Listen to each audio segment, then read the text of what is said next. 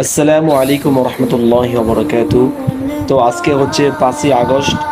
এই দিনটাকে পাওয়ার জন্য, এই বিপ্লবটা ঘটানোর পিছনে অনেক ছাত্র জনতা জীবন দিয়েছে, রক্ত দিয়েছে, তার জীবনের মায়া ত্যাগ করে এই দুনিয়া থেকে বিদায় হয়ে গেছে। অনেক মা তার ছেলেকে চিরতরে হারিয়েছে, অনেক বোন তার ভাইকে চিরতরে হারিয়েছে, অনেক স্ত্রী তার স্বামীকে চিরতরে হারিয়েছে, অনেক সন্তান তার বাবাকে চিরতরে হারিয়েছে।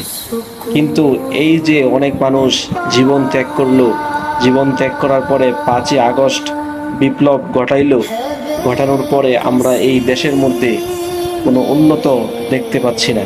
আমরা এই দেশ শেখ হাসিনার আমলে যেই রকম ছিল ওই রকম ভাবেই কিন্তু চলতেছে।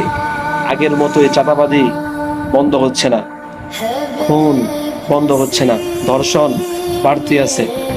আমাদের এই দেশ ভালো হবে কবে? আর আরো কয় শত মানুষ জীবন দিলে পরে এই দেশ ভালো হবে।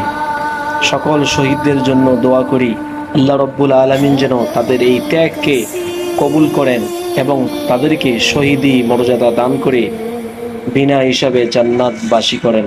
আমিন।